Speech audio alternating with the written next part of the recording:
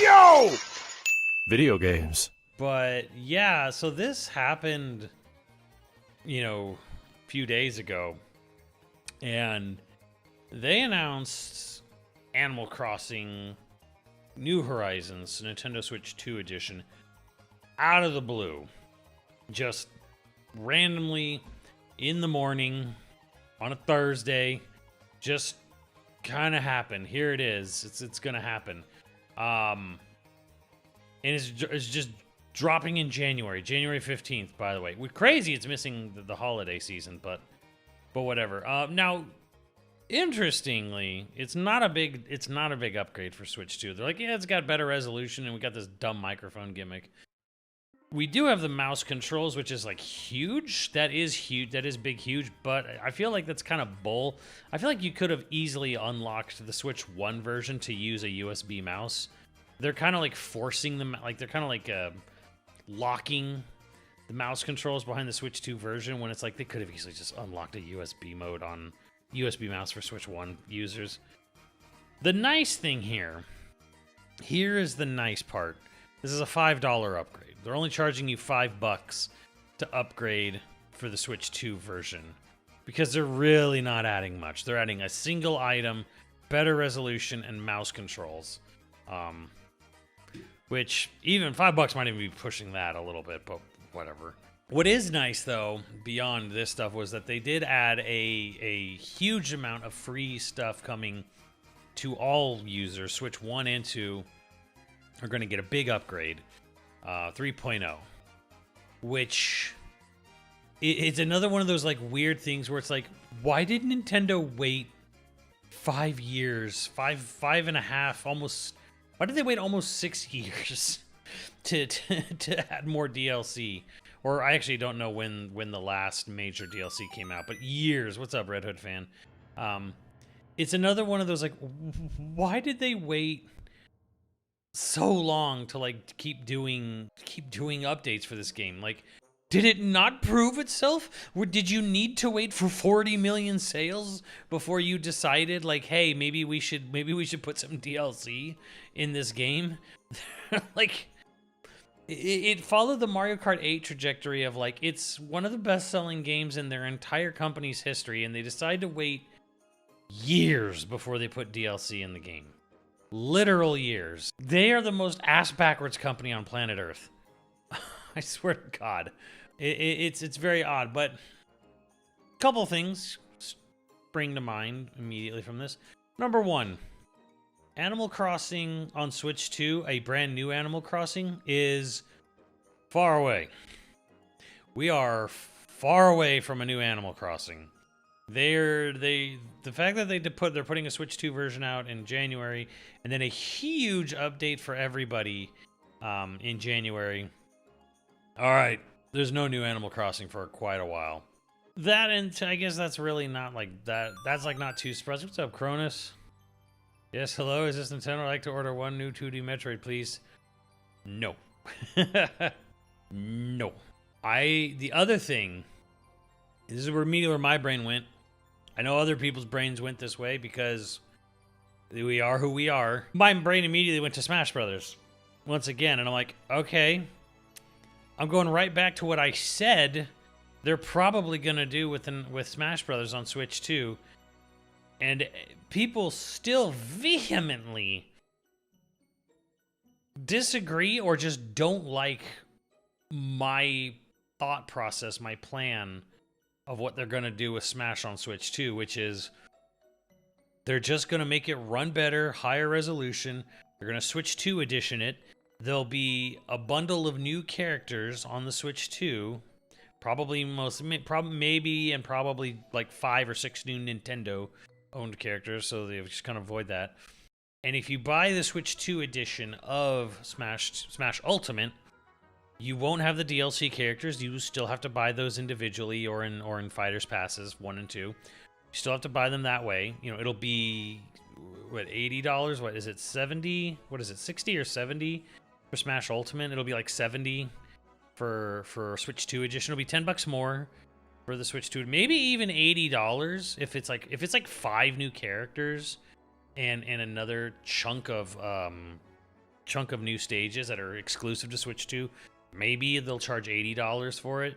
But again, Fighters Pass 1 and 2 will not be bundled with the Switch 2 edition. They will not be on cart. You will never, ever, ever, ever, ever, ever, ever, ever, ever have the Smash Ultimate DLC characters on a bundled cartridge, on a physical disc, on a physical cartridge. They will never be physically in one bundle. They will never do that, because that is not how those contracts were written, and they're not rewriting them now.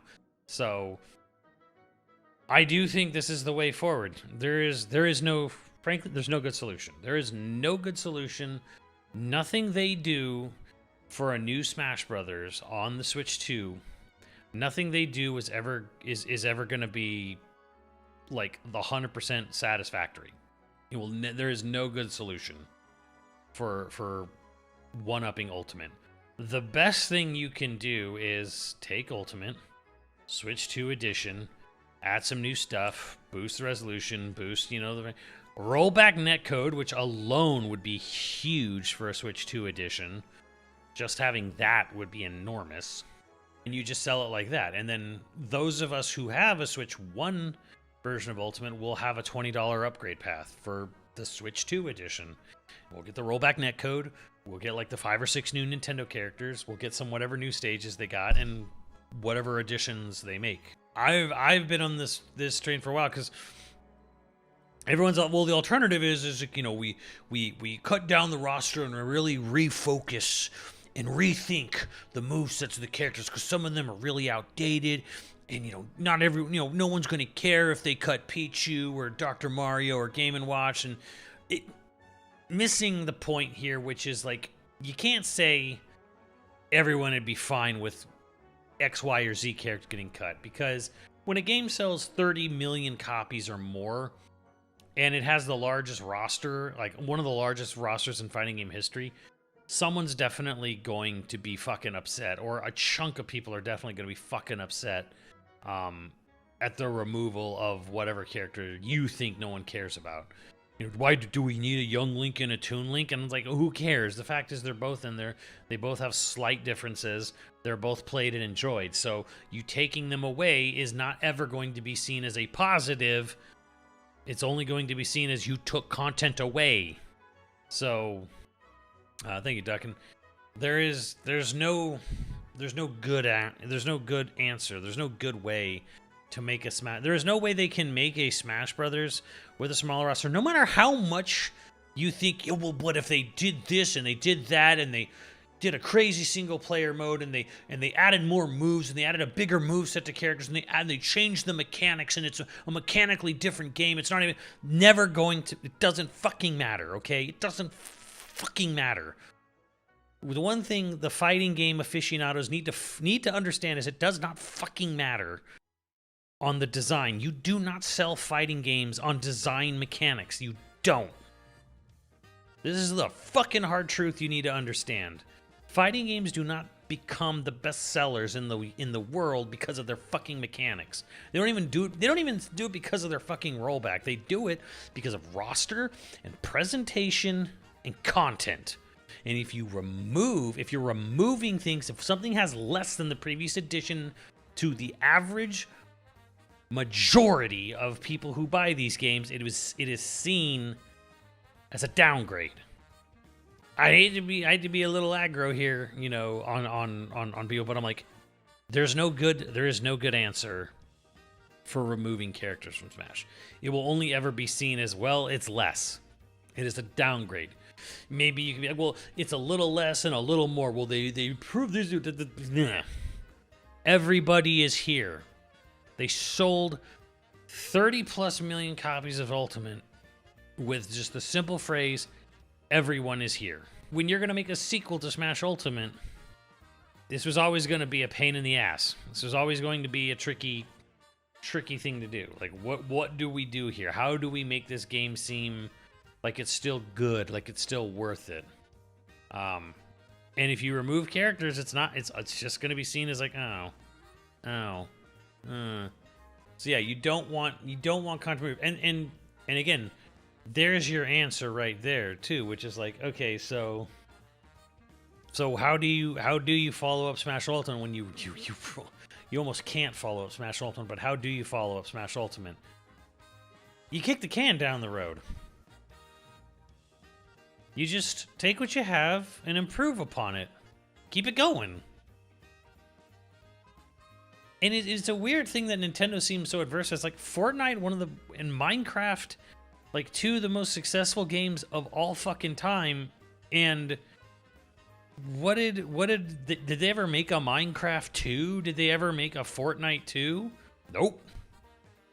Are they gonna? Probably not. Why would they? Just keep adding. I feel like at the end of the day, what I've been saying just seems more and more like there was no reason to do a Nintendo Switch 2 edition of Animal Crossing, especially with such paltry upgrades as they're giving. Again, they're not charging a lot, so thank God. But the big free update, that's pretty great. Works on both. But again, it's why is Nintendo doing a Switch 2 edition of Animal Crossing? Why are they doing DLC 6 years after launch? Because it's the most successful Animal Crossing ever. There's not going to be a new Animal Crossing anytime soon. And again, why just leave a good thing behind?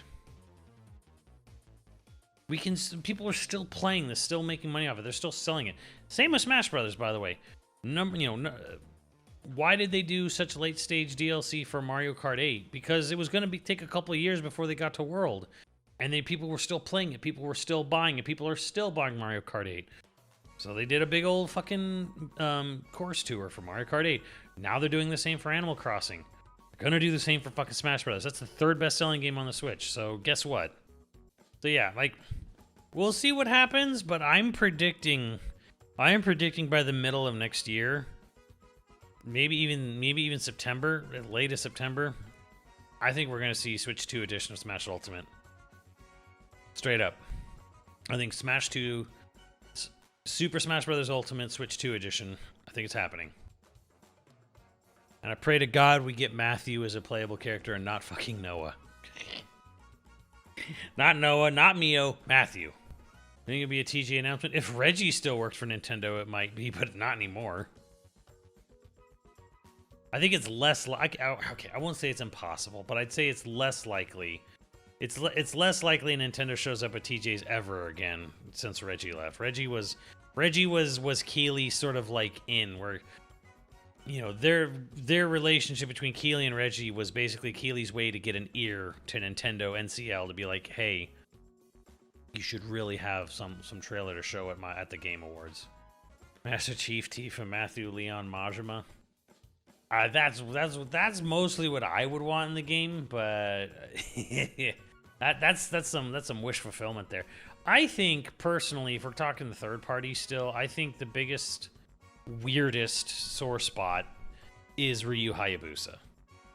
I can't believe a company like Koei Tecmo, who has so many collab games with Nintendo, doesn't have a rep in Smash. I think Ryu Hayabusa would probably be a third-party rep that gets put in there. Third-party characters. I think Crash would be like a pretty decent consideration, considering Microsoft is totally fucking cool with putting dead platformer mascots that they now own in Smash Brothers.